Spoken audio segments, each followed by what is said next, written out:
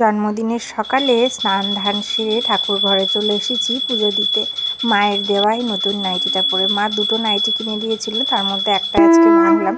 জানো তো, এখন যে কোনো স্পেশাল অকেশান বা কোনো স্পেশাল দিন আসলে সবসময় মনে হয় কখন সব কাজ সেরে স্নানটা সেরে আগে পুজো দেবো। আর ঠাকুরের কাছে পুজো দেওয়ার পর অনেকক্ষণ বসে থাকি, ভীষণ ভালো লাগে। আমার আগের একটা পুজোর ভিডিওতে আমার মাসি কমেন্ট করেছিল ঠাকুরকে নাকি এইভাবে নিচে ভোগ লাগাতে নেই।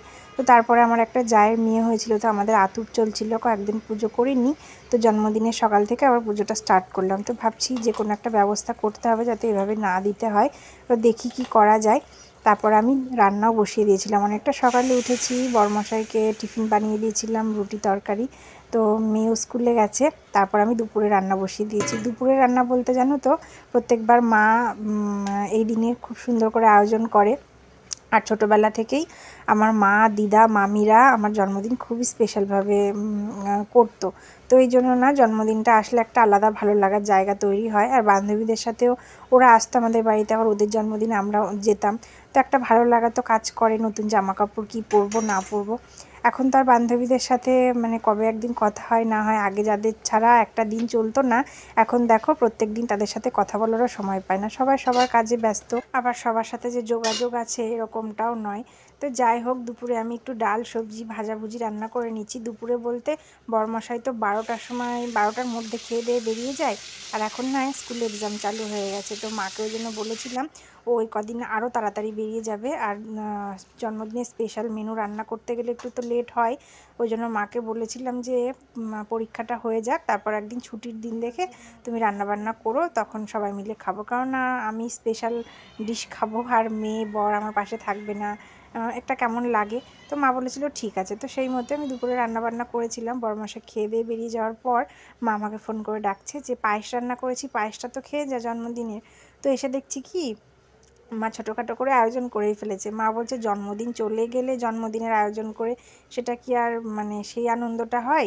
তোদের ছুটি পড়ুক, একদিন ভালো মন্দ রান্না করে গুছিয়ে গেছে সবাইকে খাওয়াবো। আজকে এই কোনো রকম 5 রকম ভাজা করেছে, চিংড়ি মাছ ভাজা, রুই মাছ ভাজা, পটল ভাজা, বেগুন ভাজা, শিম ভাজা, আর মাছের মাথা দিয়ে মুগের ডাল, আর ওর মধ্যে রুই মাছ আর চিংড়ি মাছও দিয়ে দিয়েছিল। এই ডিশটা খেতে খুব ভালো লাগে, তোমরা একদিন খেয়ে দেখো। তো মা দেখো নতুন ডিনার সেটটা বার করেছে। আসলে কি বলো তো, নিজের সংসারে না এরকম সাজিয়ে গুছিয়ে তো নিজে নিজে খাওয়া হয় না, ওই কোনো রকম বেড়ে খেতে পারলে বাঁচি। আর জন্মদিনে এরকম স্পেশাল থালি সাজিয়ে দিলে তো বেশ ভালোই লাগে, তাই না? আমি এসে ভীষণ সারপ্রাইজ হয়ে গেছিলাম।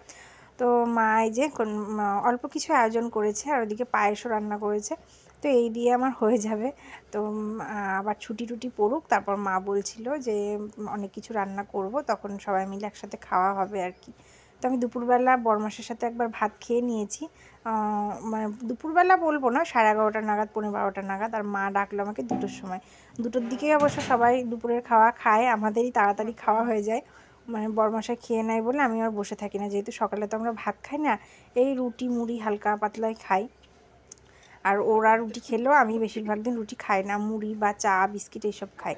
তো মা দেখো থালাবালা সাজিয়ে দিয়েছে, আর পায়েসটাও খাইয়ে দিল, বাবা ওইদিকে খাইয়ে দিচ্ছে। তো বাবাকে বললাম তুমি 5টা তরকারি দিয়ে একটু ভাতও মুখে দিয়ে দাও।